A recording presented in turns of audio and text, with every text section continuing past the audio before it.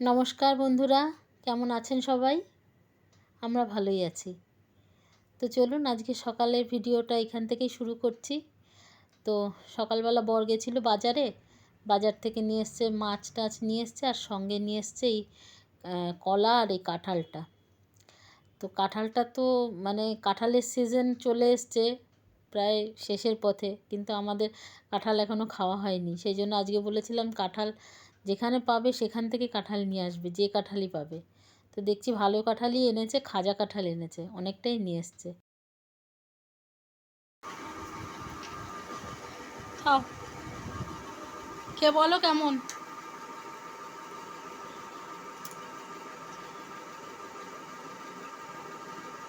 খাজা কাঁঠাল পুরো।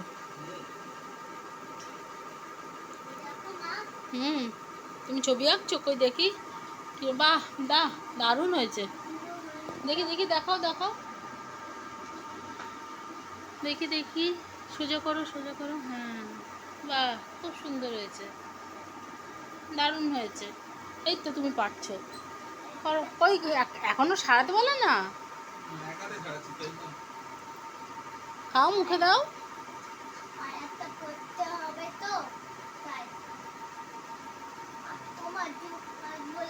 মিষ্টি। ঠিক আছে, তুমি দুটোই কমপ্লিট করো না, আর একটাও তোমার হয়ে যাবে। খাও খাও, খা না, দারুণ জিনিস। এগুলো যদি না খাস তাহলে আর কি খাবি? হ্যাঁ, পাগল। চলো আমি একটু খাই। এ নাও, হা করো হা করো হা করো, তাকা, হা করো, খাও খাও, পুরোটা নাও। ওইটা তো নরমটা নিচ্ছিস, এই দেখ শক্তর দিকটা নে, দেখ খেয়ে দেখ কি জিনিস, অমৃত। কামড়া কামড়া।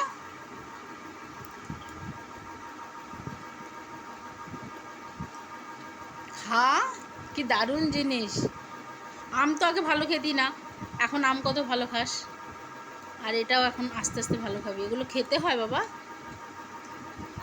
নাও, এইটুকু দিয়েছি, নাও নাও নাও। আমি কিন্তু পাঠিয়ে দেবো স্যারকে, বলবো তুই করিস নি পুরো ড্রয়িং। আর একটু বেশি করে কামড়া, ভালো না?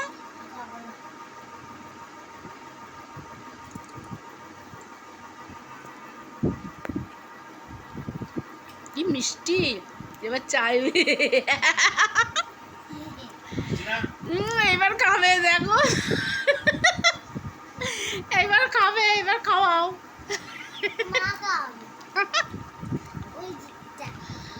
এই সেই ইসের মতন, ওই জামাইয়ের মতো, জামাই প্রথমে খাবো না করে,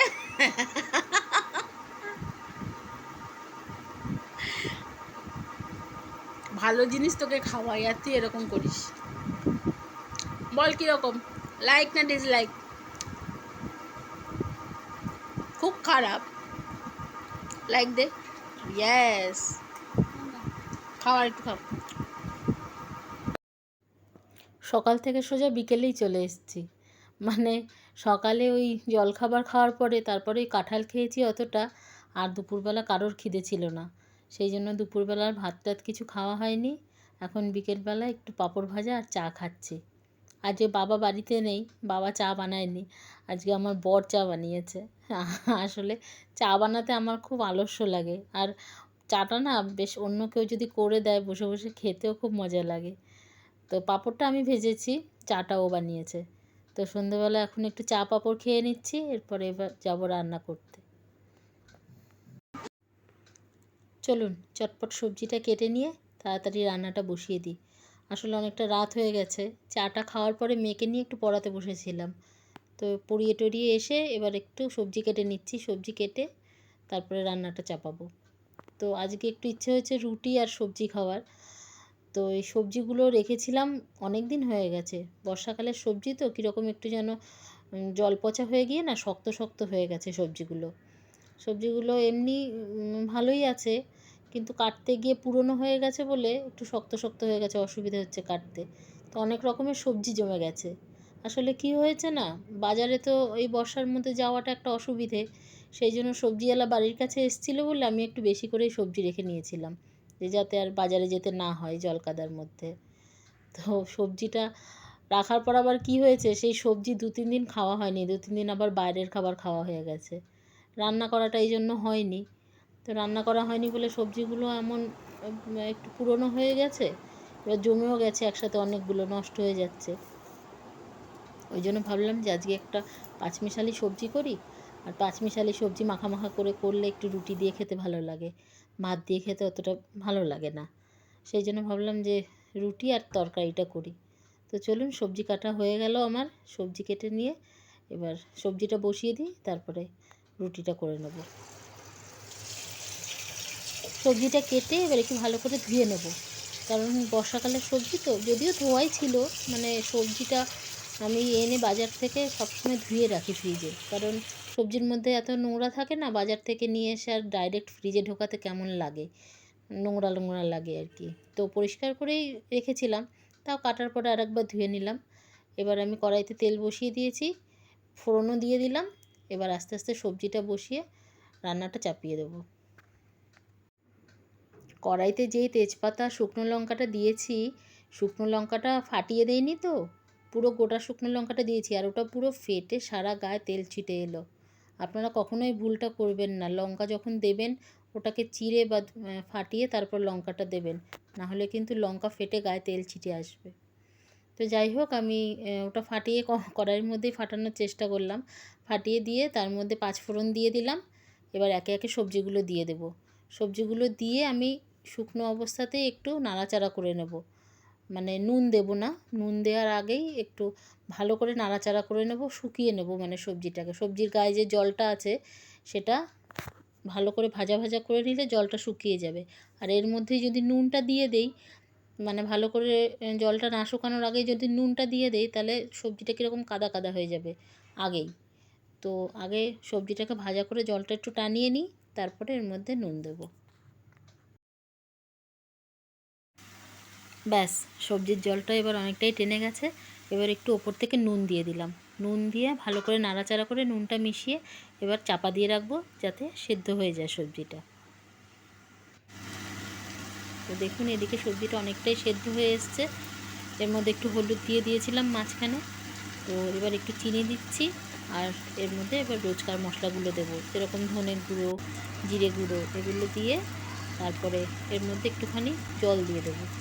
জলটা আসলে মশলাটা আলাদা করে মিশিয়ে দিলেই ভালো হয়, তো আলাদা করে আমার মেশানো হয়নি বলে আমি কড়াইয়ের মধ্যে খুন্তির করে মশলাটা দিলাম, দিয়ে একটু জল দিয়ে দিলাম। এটা তো অনেকটা ওই বাটিতে গোলানোর মতন হয়ে যায় আর কি। তো এইভাবে মশলাটা দিয়ে ভালো করে একটু কষিয়ে নেব, কষিয়ে নিয়ে আবার খানিকক্ষণের জন্য চাপা দিয়ে রেখে দেবো, যাতে ভালো করে মশলাটা সবজির মধ্যে ঢুকে যায়।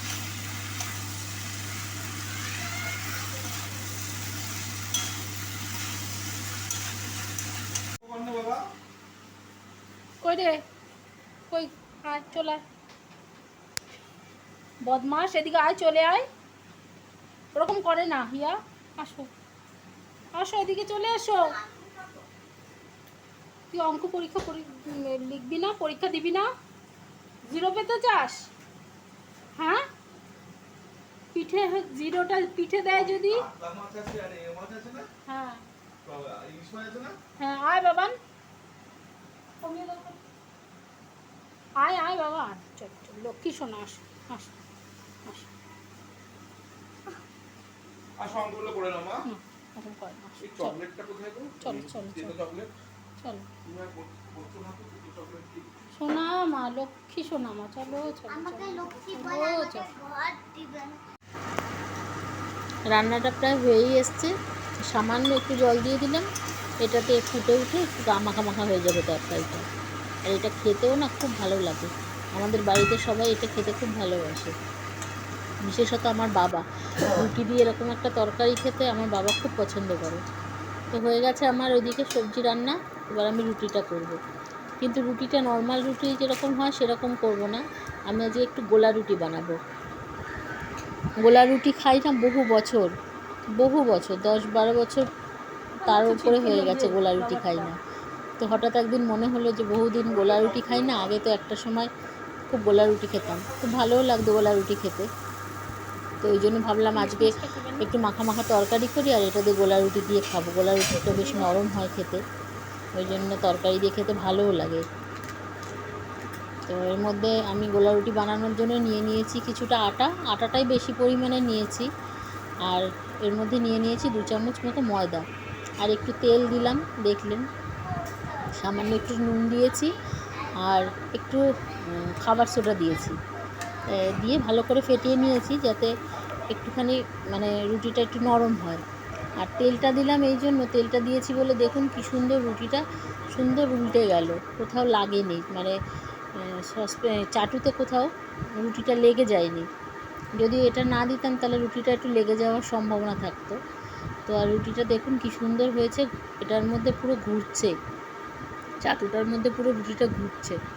তো এরকম সুন্দর একটু তেল দিয়ে করলে খুব ভালো হয় গোলা রুটিটা, বেশি না, সামান্য একটু তেল দিলে। এটাতে অস্বাস্থ্যকর কিছু হয় না, খেতে বেশ ভালোই হয়, রুটিটাও বেশ সুন্দর হয়, বানানোটাও ভালো হয়, খেতেও ভালো লাগে।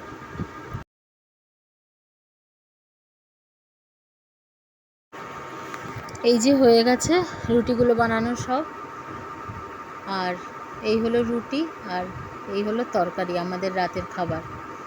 তো চলুন, আজকে খাবার দাবার রান্নাবান্না সব কমপ্লিট হয়ে গেল। এবার একে একে খেতে দিই। প্রথমে মেয়েটাকে একটু খাইয়ে দিই, ওর বাবাকে দিয়ে আসি, ওর মেয়েকে খাইয়ে দিই।